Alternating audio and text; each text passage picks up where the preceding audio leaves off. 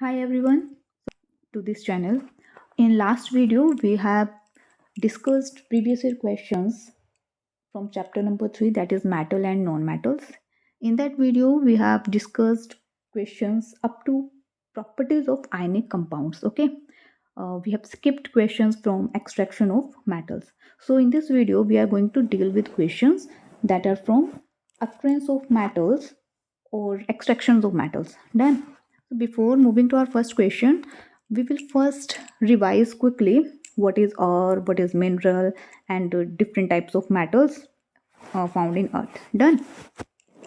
So let's move to our discussion. अर्थ अर्थ के अंदर बेटा मेटल्स मिलेंगे, ठीक है। अर्थ क्रस्ट के अंदर मेटल्स डिपॉजिट हैं, तो इन्हें हम क्या बोलते हैं। मानो यहाँ पर मेटल्स जो डिपॉजिट हैं उन्हें क्या बोलेंगे, minerals. Naturally occurring in earth crust, ठीक है। एलिमेंट्स और compounds which occur naturally in earth crust are known as minerals.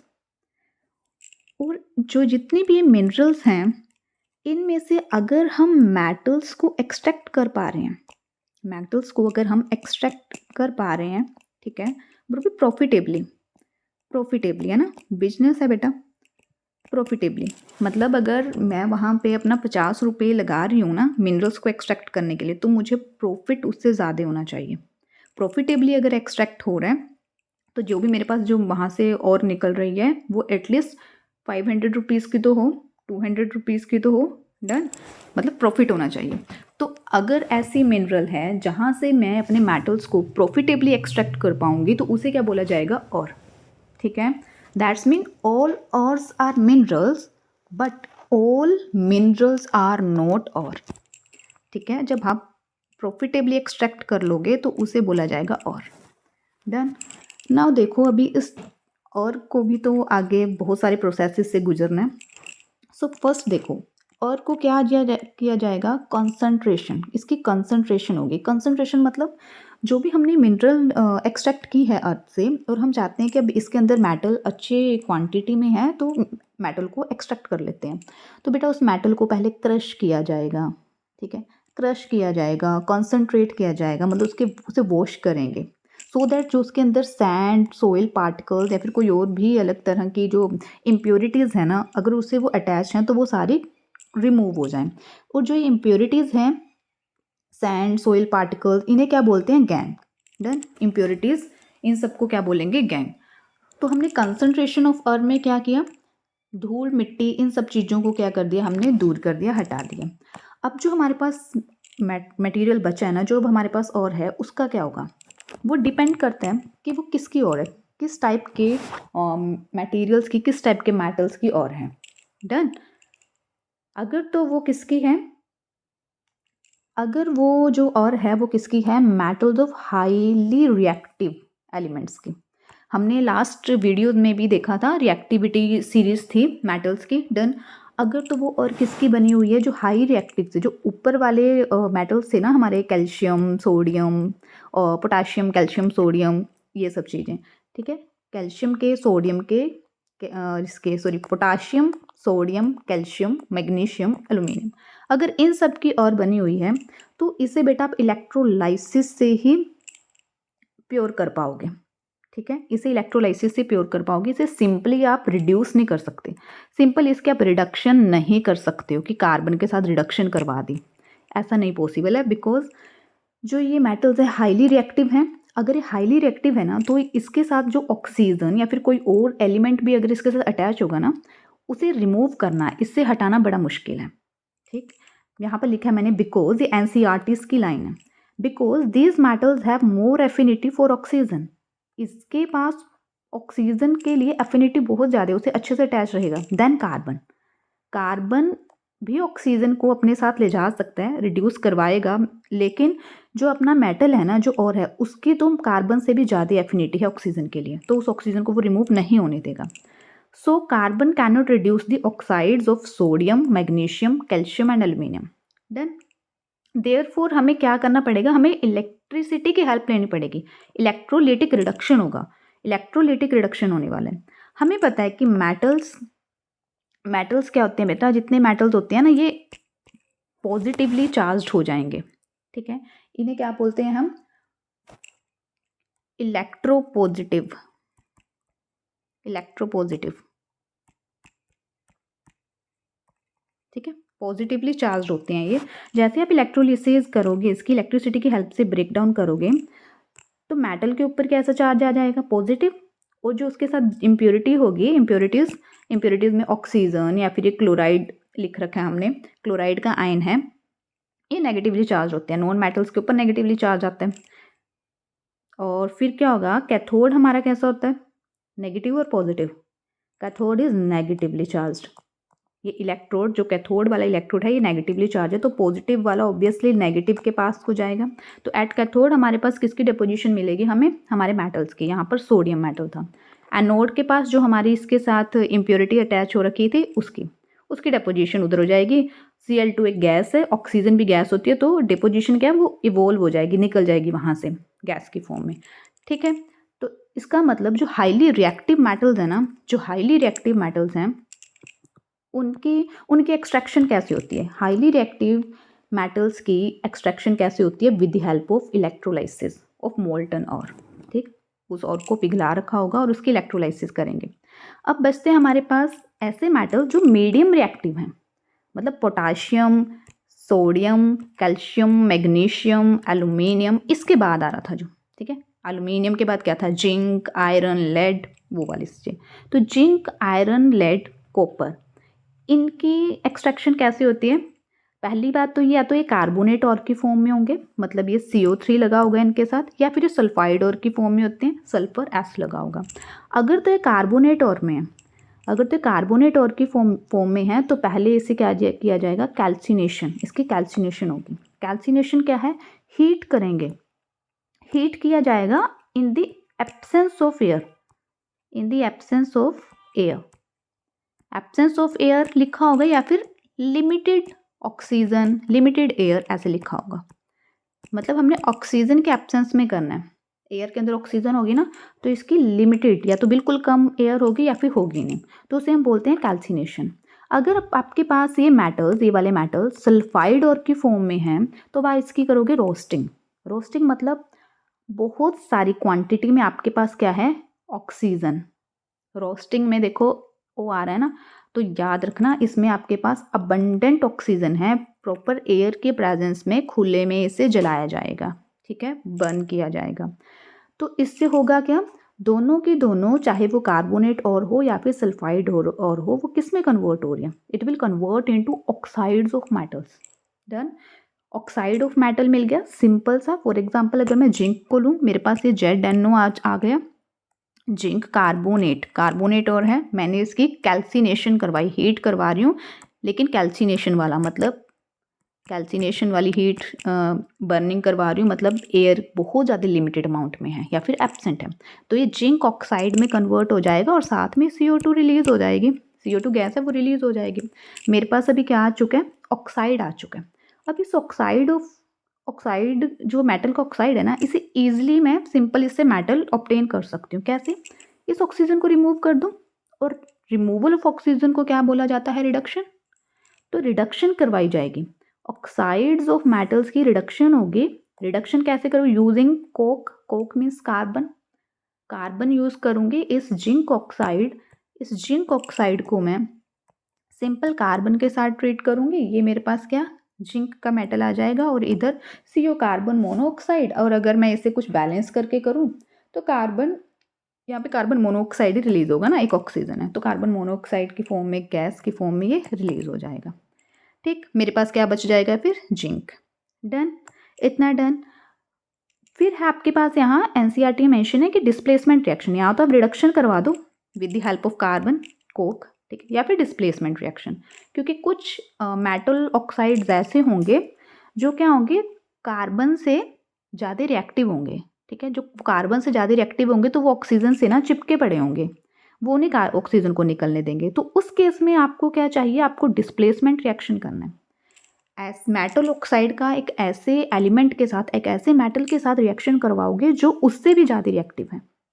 जैसे आपकी NCERT में थर्माइट प्रोसेस बोल रखा है, 2 एग्जाम्पल दे रखे हैं, मैंगनीज ऑक्साइड का मैग्नीज ऑक्साइड और एल्यूमिनियम का, और दूसरा आपको दे रखा है आयरन ऑक्साइड, आयरन 3 ऑक्साइड का एल्यूमिनियम के साथ। और ये जो रिएक्शन है, ये डिस्प्लेसमेंट रिएक्शन बेटा हाईली एक्सोथर्मिक।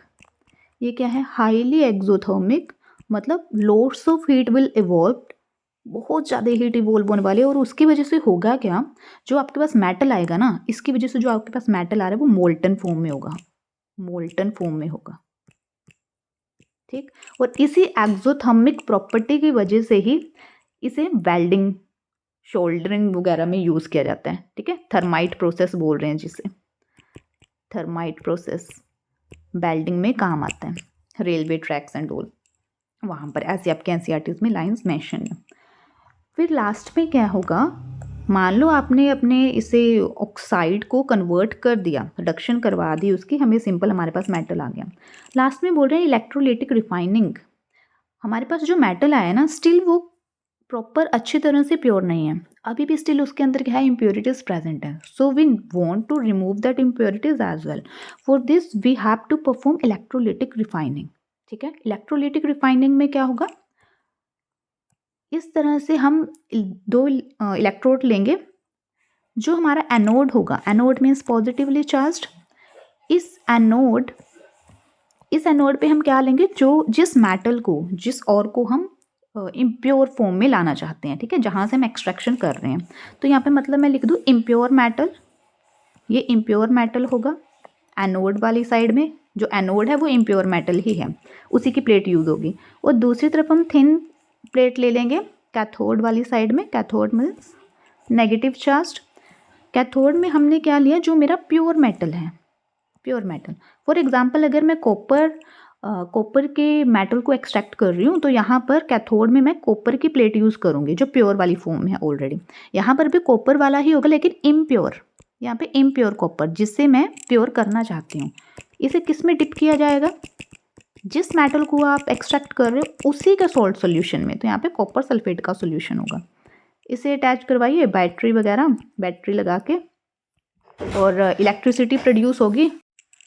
ओके, यहाँ पर आपने बैटरी को अटैच करवा दिए, बैटरी अटैच करवा दी, इलेक्ट्रिसिटी सप्लाई होगी। तो इधर से जो कॉपर के आयंस है ना, मेटल बेटा हमेशा पॉजिटिवली चार्ज्ड होते हैं, तो कॉपर्स के जो आयन है वो इधर डिजोल्व होंगे, जितने अमाउंट में डिजोल्व हैं उतने ही इधर डिपॉजिट हो जाएंगे, इसके ऊपर जाके डिपॉजिट होते जाएंगे। डन। और यहाँ से जो इम्प्योरिटीज़ हैं, जो इम्प्योरिटीज़ सोल्यूबल होगी, जो इम्प्योरिटीज़ सोल्यूबल होंगी वो तो इसमें घुल जाएंगी सॉल्यूशन में, और जो इनसोल्यूबल होगी वो यहाँ पे एज एनोड मड, वो एनोड मड में, एनोड मड की फॉर्म में दिखाई देगी, ठीक है, वो ऐसे एनोड मड की फॉर्म में प्रेजेंट हो गई यहाँ पर। डन। तो अभी हम चलते हैं किसके ऊपर, ऐसे वाले मेटल्स जो बिल्कुल भी रिएक्टिव नहीं होते, फॉर एग्जांपल गोल्ड, सिल्वर, ये सब चीज़ें, ठीक है, जो रिएक्टिव नहीं होते, कम रिएक्टिव होते हैं। तो इसमें क्या देखना भी आपको, मेटल्स ऑफ लो रिएक्टिविटी, जिनकी रिएक्टिविटी बहुत कम है, silver, for example silver and gold, ये किस फॉर्म में मिलेंगे आपको, ये सल्फाइड ओर की फॉर्म में मिलेंगे। और अगर आपके पास सल्फाइड ओर है, आपको उसे कन्वर्ट करना है ऑक्साइड ऑफ मेटल्स में, तो क्या करोगे, रोस्टिंग, उसे हीट करना है, बर्न करोगे in the presence of oxygen, ठीक है, अच्छी खासी ऑक्सीजन प्रेजेंट होगी। ऑक्साइड ऑफ मेटल्स मिल गए हैं, बस फिर आपको क्या चाहिए, मेटल चाहिए, बट कैसे मिलेगा वो, इलेक्ट्रोलाइटिक रिफाइनिंग से। इस चीज़ को यहाँ ऊपर लिखना और ये नीचे जाएगा, ठीक है। इलेक्ट्रोलाइटिक रिफाइनिंग करोगे, 1 सेकेंड, मैं इसे ना, यहाँ पर कुछ भी नहीं है, ये डायरेक्ट ऐसे ऑक्साइड्स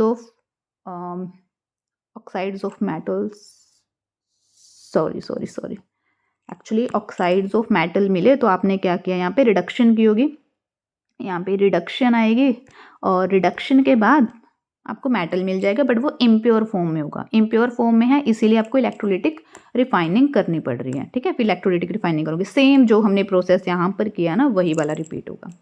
अब ये देखो, आपके एनसीईआरटी में ये मेंशन है लाइन, बोल रहे कॉपर एंड सिल्वर, जो कॉपर और सिल्वर है, Cu एंड Ag, ये किस फॉर्म में मिलता है, ये फ्री फॉर्म में भी प्रेजेंट होता है, मतलब बिल्कुल इसके साथ कोई भी आपके साथ कोई ऑक्सीजन, क्लोराइड कुछ भी अटैच नहीं होगा, ये फ्रीली ऐसे ही भी मिलेगा आपको कॉपर और silver, but as well as in combined state, but also found in combined state. Combined state में होगा तो मतलब सल्फाइड की फॉर्म में होगा, ठीक है, सल्फाइड और प्रेजेंट होंगी इसकी। डन इतना सा। Now let's move to our questions. अगर आपको इतना समझ में आ गया, अब हम इस क्वेश्चन देखते हैं जितने भी इसके प्रीवियस ईयर क्वेश्चन हैं। In first question, the most important method of extraction of metals from their oxide ores are. सबसे कॉमन मेथड बताना है जहाँ से आप ऑक्साइड्स, जो आपके पास मेटल ऑक्साइड्स मिले आपको, वहाँ से मेटल को एक्सट्रैक्ट करना है। ठीक है, from their oxides. Option number 1 is reduction with carbon, बिल्कुल ये सबसे कॉमन मेथड था। B is reduction with hydrogen, ऐसा तो हमने कुछ भी नहीं पढ़ा। रिडक्शन विद एल्यूमिनियम, हमने डिस्प्लेसमेंट रिएक्शन में देखा है, डिस्प्लेसमेंट रिएक्शन में एल्यूमिनियम का यूज हो रहा है। इलेक्ट्रोलिटिक रिडक्शन, इलेक्ट्रोलिटिक रिडक्शन बेटा किसके लिए थी? इलेक्ट्रोलिटिक रिडक्शन तो जो हाईली रिएक्टिव एलिमेंट्स थे ना, उनके लिए थी। सबसे कॉमन मेथड है कि कार्बन के साथ रिडक्शन क्या करवा दो, रिडक्शन करवा दो। तो ऑप्शन नंबर ए सही हो जाएगा इस क्वेश्चन का। Question number 44. The metals obtained from their molten chlorides by the process of electrolytic reduction. आपको मेटल्स के नेम दे रखे हैं ऑप्शन में, बोल रहे हैं ऐसे मेटल्स का नाम बताओ जिसे आप इलेक्ट्रोलिटिक रिडक्शन के हेल्प से ऑब्टेन कर रहे थे। तो इलेक्ट्रोलिटिक रिडक्शन किन के लिए थे? जो हाईली रिएक्टिव थे।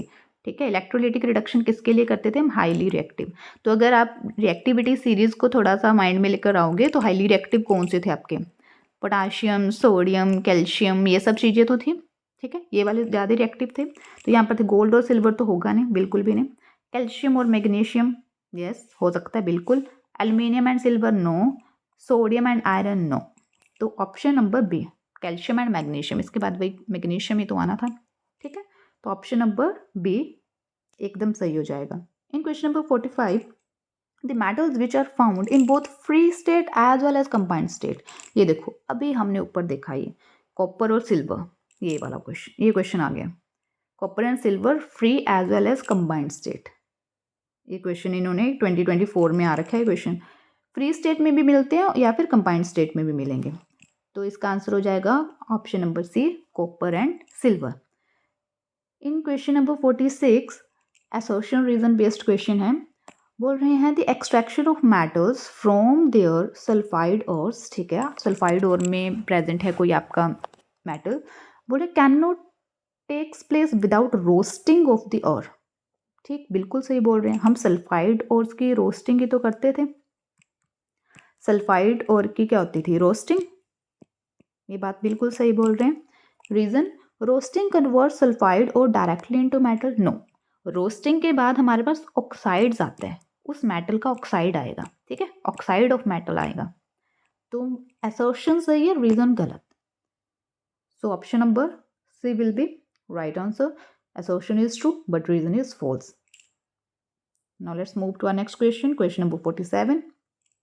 इन question number 47 they are asking a metal X, कोई मेटल है जिसे इन्होंने एक्स से डिनोट कर दिया, is used in thermite process. Wow, thermite process. Thermite process में क्या था? Fe2O3 iron 3 oxide. Because iron 3 oxide क्यों बोल रहे हैं? इसमें इसके अंदर क्या है, आपका जो आयरन है ना वो 3 ऑक्सीडेशन स्टेट में है। इसका रिएक्शन एल्यूमिनियम के साथ करवा रहे हो तो क्या बनता है? Al2O3, और Al2O3 क्या था? एम्फोटेरिक ऑक्साइड, प्लस आपके पास यहाँ पर आयरन मिल जाएगा। ठीक, जो कि कैसा होगा? मोल्टन स्टेट में होगा और साथ में हीट जनरेट होगी। काइंड ऑफ डिस्प्लेसमेंट रिएक्शन तो है बेटा। एल्यूमिनियम ने क्या किया? एल्यूमिनियम ने ऑक्सीजन को डिस्प्लेस कर दिया आयरन ऑक्साइड से, और ये हाईली कैसा है? एक्सोथर्मिक रिएक्शन है। थोड़ी देर अभी हमने थोड़ी देर ऊपर भी समझा था ये ऊपर वाले क्वेश्चंस में। अब देखो यहाँ पर क्या क्या पूछ रहे हैं। ये बोल रहे हैं कि when x is heated with oxygen, जब आप इस एक्स को हीट करोगे ऑक्सीजन के साथ, इट गिव्स एन ऑक्साइड, आपको एक ऑक्साइड मिलेगा जिसे वाई नाम दे दिया, ऑक्साइड को बोल दिया Y, which is amphoteric in, जो कि एम्फोटेरिक इन नेचर है, and X and Y respectively. X बता दो, वाई बता दो क्या होगा। ठीक, कोई मेटल है जिसे आप यूज़ करते हो थर्माइट प्रोसेस में। ठीक है, और हमें पता, मैंने अभी बताया आपको, आप आयरन 3 ऑक्साइड और एल्यूमिनियम का यूज़ करते हो, और बोल रहे हैं कि जब उसे ऑक्सीजन के साथ आप हीट करोगे ना तो वो जो ऑक्साइड बनेगा उसे वाई नाम दे दिया, और जो ये वाई है ये कैसा? एम्फोटेरिक इन नेचर है। तो बेटा ऑप्शन नंबर बी सही जा रहा है। एल्यूमिनियम वो मेटल है, उसे आप ऑक्सीजन से रिएक्ट करोगे, एल्यूमिनियम ऑक्साइड बनेगा, और एल्यूमिनियम ऑक्साइड क्या है? Amphoteric in nature. ये क्वेश्चन भी रिपीट सेम वही है। Metal x is used, similar है ना, व्हेन एक्स ये देखो व्हेन एक्स इज बर्न्ट, यहाँ पे बस बर्न्ट वर्ड यूज़ कर दिया, यहाँ पे हीट वर्ड यूज़ कर दिया, यहाँ पर एयर वर्ड यूज़ हुआ, यहाँ पे इन्होंने डायरेक्ट ऑक्सीजन लिख दिया। ठीक, तो एम्फोटेरिक ऑक्साइड बन रहा है। वाई, इसका आंसर भी क्या हो जाएगा? B, Al2O3 aluminium oxide. D में देखो Al3 कर दिया, तो फॉर्मूलाज भी लर्न होने चाहिए। So now moves to our next question. In question number 43, the most common method, ये तो डन ना, कर लिया हमने। Most common method of extraction of metal, reduction of carbon. Okay, ये क्वेश्चन रिपीट हो गए हैं। या question number 64, assertion, brass is prepared by first melting copper, done, then dissolving tin into it in a definite proportion। क्या brass के अंदर, brass के बेटा एलोय, और जो एलोयज होते हैं इनकी इलेक्ट्रिकल कंडक्टिविटी पुअर होती है। ठीक है, इलेक्ट्रिकल कंडक्टिविटी पुअर होती है, इनका मेल्टिंग पॉइंट भी कैसा होता है? लो होता है। Melting point and electrical conductivity of alloy क्या होती है? कम होगी। ये एनसीईआरटी की लाइन है, पूछ लेंगे कोई उसमें पेपर में। ये एलोयज की इलेक्ट्रिकल कंडक्टिविटी एंड, और क्या, इसकी electrical conductivity and melting point क्या होता है? लो होता है। लो होता है किससे? एज कंपेरिजन टू, किससे कंपेयर करोगे? जहां से ये बने हैं, जिस मेटल से बनाए गए। ठीक है, लो होगा। तो ब्रास किस किस से बना? ब्रास के अंदर एक तो कॉपर होगा, कॉपर के साथ और क्या ऐड हो रखा है? जिंक। कॉपर के साथ इसमें क्या ऐड है? जिंक। ब्रास में देखो जो एस है ना, उसे ऐसे जेड की तरह लिखो। ठीक, इसे उल्टा करोगे, इसकी मिरर इमेज ऐसे बनाओगे तो जिंक जेड की तरह लगेगा। तो ब्रास के अंदर क्या होता है बेटा? जिंक होता है। और जो आपका ब्रॉन्ज होता है उसमें टिन होगा। ठीक है, एक आती है आपकी शोल्डर एलोय, उसके अंदर क्या होता है? Lead and tin. तो याद रख लेना एलोयस किस किस के बने हैं, लिख देते हैं यहाँ पे। ब्रॉन्ज, जो आपका ब्रॉन्ज एलोय है, ब्रॉन्ज एलोय के अंदर कौन कौन से मेटल्स हैं? Copper plus tin. टिन मतलब Sn। ब्रास का ही बता दिया। एक आपका शोल्डर एलोय एनसीईआरटी में मेंशन है, इसके अंदर क्या है? लेड, Pb, लेड, और plus tin Sn। Then reason, अब इस क्वेश्चन के ऊपर आओ दोबारा से। Brass is prepared by first melting copper, copper को पहले पिघलाओगे, फिर उसके अंदर डिजोल्व करोगे टिन को, नहीं जिंक को करेंगे, तो असर्शन रॉन्ग। रीजन दे रहे हैं, the primary metal of brass is copper. बिल्कुल 70% हमारे पास कॉपर ही होता है, 70% कॉपर होता है, और 30% जो बच गया उसके अंदर जिंक डाल देंगे। डन, तो हमारा ऑप्शन नंबर कौन सा सही हो जाएगा? Option number D, assertion is false but reason is true. In question number 65, metals and alloys are good conductor of electricity. No, metals are good conductor but alloys are not good conductor. ठीक है, तो हमारा assertion हो गया गलत। Reason में क्या बोल रहे हैं? Bronze is an alloy of copper and tin। बिल्कुल correct, and it is not a good conductor of electricity, एकदम, बिकॉज alloys गुड कंडक्टर नहीं होते हैं। सो हमारा assertion is false but reason is true. Option number D correct हो जाएगा। Done, done बेटा, इसके साथ आपका ये चैप्टर कंप्लीट, इसके previous year question done. So thank you so much and keep learning. Next video में मिलते हैं। Till then bye bye and take care.